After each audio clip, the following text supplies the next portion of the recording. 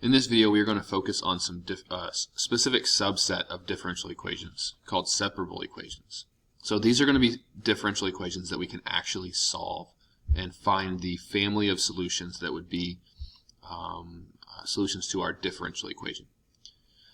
Those are going to be written in a form where I have my derivative is equal to a function of x and a function of y, and I can kind of separate those out. So either a product or a quotient of those two functions where I can get my x's and y's separate from one another. Okay. The first thing we need to know is that, hopefully remember this, dy dx is just another way to write y prime. So if you see y prime, you're going to want to change it to dy over dx as your first step to solving these.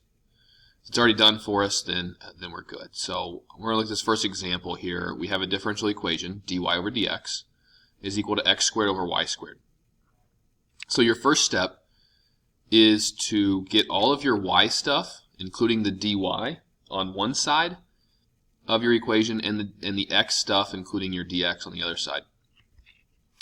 In this case, I can simply just do cross products, and I'm going to have that happen. So by doing my cross products, I'm going to get that y squared dy is equal to x squared dx. Now, to get rid of those differentials, dy and dx, we simply just need to integrate both sides. So I'm going to take the integral of both sides here, the indefinite integral, which means I'm just simply doing an antiderivative. And I would get 1/3 y cubed. I'm going to go ahead and put plus c here, because when we do an antiderivative, we do want to say plus c there. 1/3 x cubed plus c. After doing that, your goal should be, I want to get y by itself, because I want to be able to write my solutions as a family of functions. I want to be able to say y equals, I have a function of x, and I want to say those are what my solutions are. So I want to get y by itself. Well, to do that, the first thing I would do is I would want to move this constant over to the other side. Now, you want to be careful here, because c over here isn't necessarily, or doesn't have to be, the same c that I have over here. So either subscript those differently, or just know, like, if you take a generic constant and you subtract some generic constant from that, you're still going to have a generic constant over here, right? So they're not going to cancel each other out. And so what you can do, instead of putting the plus c with the y side, just simply don't do that. Because the first thing you're going to do is move that to the other side. You're going to combine it with a generic constant over here, and you're just going to have, again, a generic constant. So I would say for your y side, just don't even do that. All right. So how else can I get y by itself? Well, I can multiply everything by 3 to get rid of that 1/3. So I'm going to multiply this side by 3. Equals, that would just be x cubed plus, now again, we're taking a generic constant and multiplying by 3. It's still going to be a generic constant. So you could put 3c. I don't think that it's necessary there. I just say c, but know that that's technically a different c than you had before, but it's still just representing a generic constant. So then I would take the cube root. And when I take the cube root of each side, I'm going to get y equals the cube root of. Now I can't do the cube root of x cubed and call that x, because I have a sum inside of here. So I have to leave this as x cubed plus c inside of my cube root. What this represents, now that I have y by itself, this represents our entire solution set, right? The family of equations that would be solutions to that differential equation. It then asks us to find the solution of the equation that satisfies this initial condition, y of 0 equals 2. If I want to do that, that's telling me that I have the point 0, 2. That's a solution to this, which means I would plug in 2 for y and 0 for x, and I could solve for c. And if I did that, I would get that c equals 8. So for the specific solution where y of 0 is 2, our equation that would be the solution to that would be y equals the cube root of x cubed plus 8. Now, I'm going to show you what this looks like in terms of a graph. So hopefully you remember the video over slope fields, right? The graph of a differential equation is simply we make a slope field, and then all of our solutions to that differential equation will fit on this slope field. So I've already got the slope field for the differential equation x squared over y squared. That was our initial differential equation. I want to show you that the one solution that I found, the cube root of x cubed plus 8. So if I graph y equals the cube root of x cubed plus 8,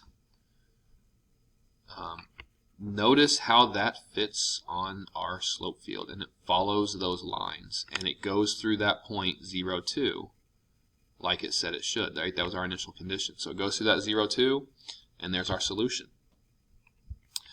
Our family of solutions said that that 8 could be anything at all. So let's say we call that C, and now I want you to notice that no matter what C happens to be, and I'm just doing negative 10 to 10 here, but no matter what C happens to be, it's always going to be an equation that's going to fit the pattern of this slope field, because that is my entire family of solutions.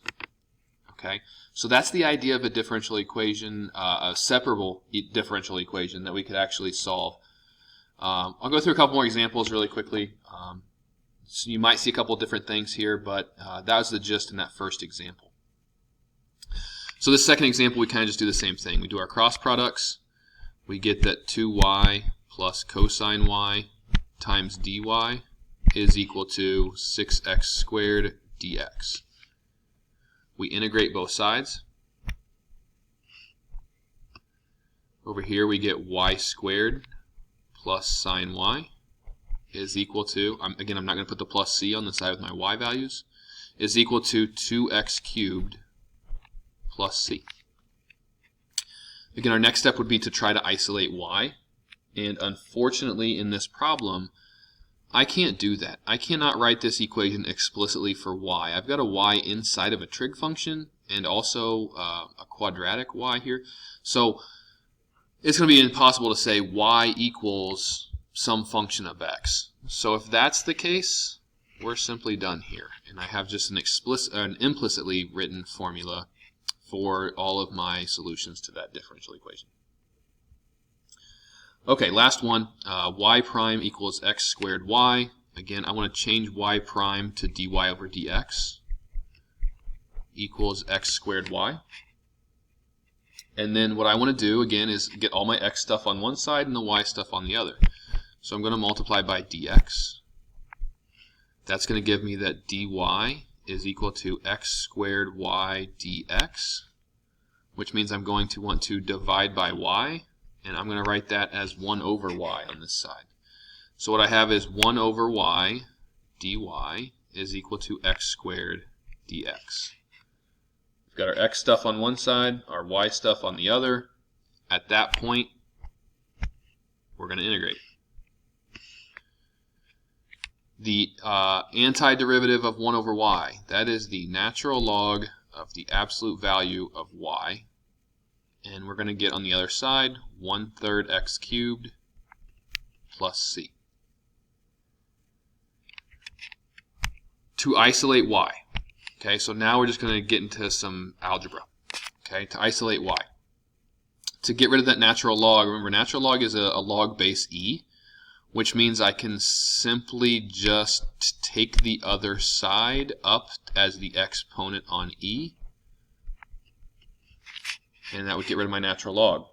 So the absolute value of y is equal to e to the 1/3 x cubed plus c. To get rid of our absolute value, I simply just have to say plus or minus on the other side. So that's going to get rid of my absolute value.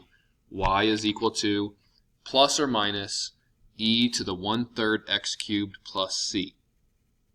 Now that's fine, but I'm going to make it look a little bit better. And to do that, I'm going to use the property that tells me if you have a sum in your exponent, I can rewrite that as a product of the same base. So I could say e to the 1/3 x cubed times e to the c. Now again, c is a generic constant. which means e to the power c is again a generic constant.